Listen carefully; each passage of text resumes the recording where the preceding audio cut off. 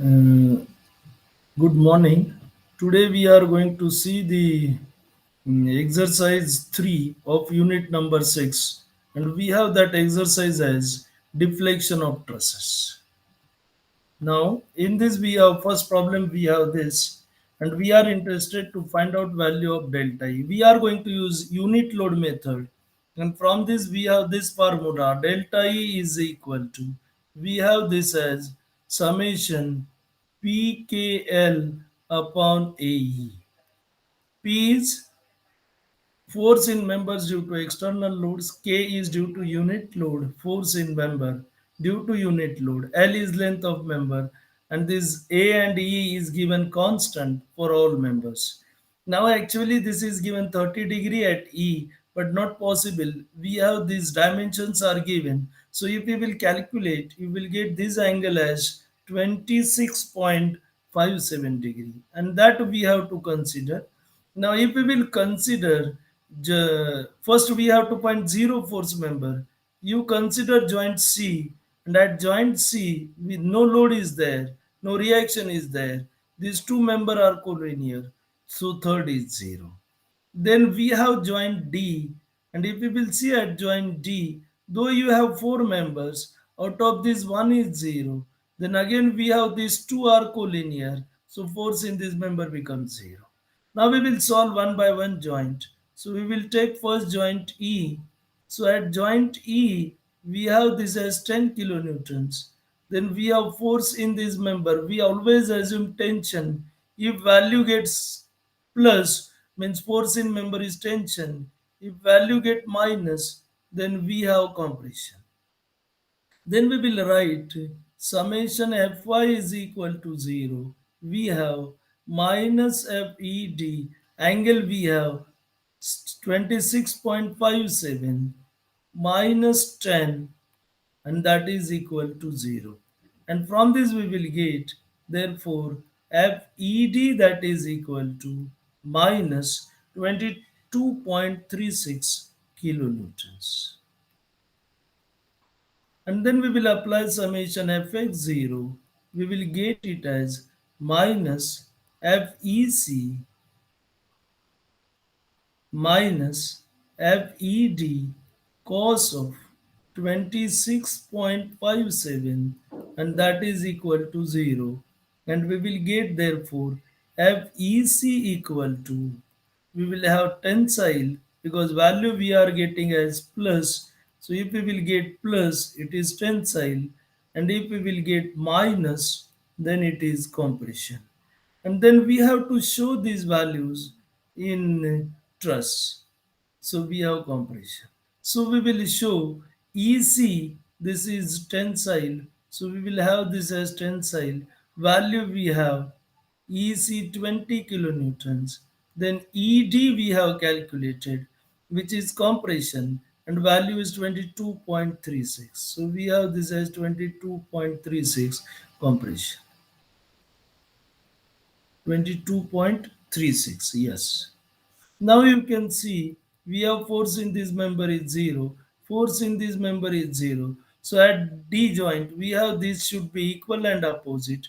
So we should have this as 22.36. And then this is 20 tensile. So at joint C we should have this as equal and opposite 20 kilonewtons. Now, force in member AB, if we will calculate now joint B, so we have to take component of this, and that vertical component we have already seen, we have 10 kilonewton. So this going down, so we will get in this, that is upward. So we have 10 kilonewton. Now we will try to prepare the table, and then we will find the value of delta. Now here purposely I have not calculated value of k, because if we will draw this for k, then we have truss, same truss we have, and then load we have here, that is 1.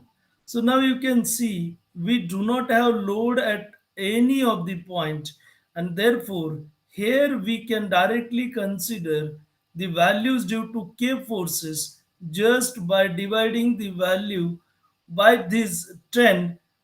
uh, by dividing 10 by 10, we will get it as 1. Then divide all values by 10, so I will get it as 2 tensile. Then in this also, we will get it as 2 tensile, because load, the external load is not at any other point, and therefore we are considering it is only at E, and we have to find deflection at E, and therefore we have considered downward 1. So we have all things same. Instead of 10, it becomes 1, and therefore we are dividing all by 1, all by 10. So we have again this as compression. 2 point we have taken, that is 2.236, and then we have this also compression 2.236, and then we have this vertical member AB, we have this as tensile 1. Divide it just by 10, and then we will prepare the table. So we have serial number, then we have member. A we are not considering, we are going to consider directly length. Then we are going to consider P directly, kilonewtons. Then we will say K do not have any unit. And then we have PKL, because upon AE we have constant. And then we can go one by one. So we have first member, we can say, so we have member AB first. So we have first member, so AB. Then length of the member we have 4 meters. So I have considered length in meters. Then we have P, that is tensile, so value is 10. K we have tensile 1, and from this we will get PKL as 40.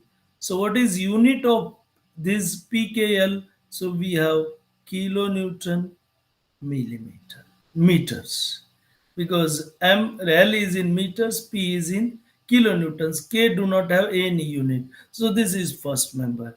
Then we have second member, which is AC. Then we have this as length, we have 4 meters. Then P we have 20, K we have 2, and then we will get this value as 80 to the 160. Same we have for CE, then we have third member CE, then we have this as 4 again, we have 20, we have 2, and that will gives me 160.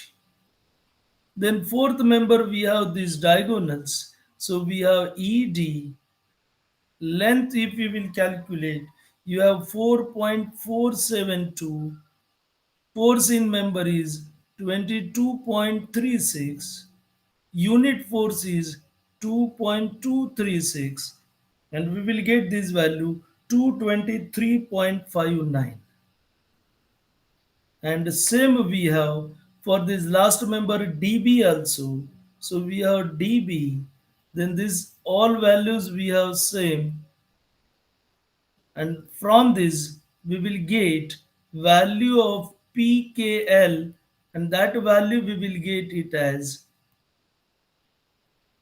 807.18, and from this we can have delta at E equal to formula we have written, so we will have 807.18 upon AE. Now we have AE we are going to consider, that is in kilonewtons, and therefore we have this value in meters. So this is all about your first problem. Now as we have this value is plus, means it is in the applied direction of unit load, that is downward. Then we will go to the second problem. So now we have this problem. So area is different, length we have different one, and then we will start to solve it. Now you can see we have force in this member is first 0. Now we can go to joint C, and by solving joint C, we can find forces in member CA and forces in member CB. Then if we will see very carefully, so we have this as 10 kilonewton, which is anti-clockwise moment. This 10 kilonewton clockwise, and then we will get RB equal to 0. So sometimes we have to go beyond our steps. So if we will take moment about A0, then you have, due to this 10, we have 10 into 4. Then due to this second 10 anti-clockwise, minus 10 into 4 and minus RB into 8. And from this we will get RB equal to 0. And this will solve problem very easily because we have then RB 0. So we have then this force in member 0, this is 0. Because if we will consider this and if RB is 0, so automatically this is without any load acting two members. So both are 0. So we both are 0. Now if we will go to point D, out of 3, 2 are 0. Why this is 0? Because these two are collinear, no load is acting. Then we have this is 0. And then we have to just find out force in member CA only, and then angle we have this as 45 degrees, and therefore we are going to get both as 10 10. And if we will calculate force in this member, you will get it as 10 upon sine of 45 or 10 upon cos of 45 comes 14.14, and that is compression. Now you can calculate. So we have 14.14 kilonewtons. So now if we will consider the joint C, so we have this as 0, we have this as 0, and then you have these two loads, that is 10 kilonewton, 10 kilonewton. And then if you will consider tensile, and that is FCA, and apply minus FCA sine 45 minus 10, and that is equal to 0. And from this we will get FCA equal to minus 14.14, and that we have 14.14 kilonewton, but this is compression. Now I need not require to find out K values in others also. So we have here vertical deflection at joint C. Then I can consider unit load that is in vertical direction at C. So we have 1 over here at C. Now this again we have 0 and we have this as 1. So we have force in this member. We have F, CA, and this we have F, CB. And then if we will plot the truss, then you are going to get truss with unit load. So we will are in this fashion. So this is vertical member. So we have simply supported, we have roller over here, and then we will have unit load at this point. And therefore this is 0 again. And therefore we have considered joint C directly. And if we will write equation, then we have for summation fx equal to 0 minus fca cos 45 minus fcb, sorry, plus fcb cos 45 equal to 0. And we will get therefore fca equal to fcb. Then we will apply summation fy0, and in this we will get minus fca sine 45 minus fcb sine 45 minus 1 equal to 0. And if we will put this value in this equation, we will get value of fca equal to minus 0.070. So FCA equal to minus 0.707. It do not have any unit. So likewise, we will get force in this member, and once we have this force, then we can have PKL. Others I am not going to find out because my P is 0 in other all members, and therefore PKL becomes 0. Therefore we have to consider one member only, serial number. Then we have member then we have length, then we have area, then we have P in kilonewtons, then we have K, and then we have PKL. And then we have member 1 only, which is AC. Length of the member we have 5656.85,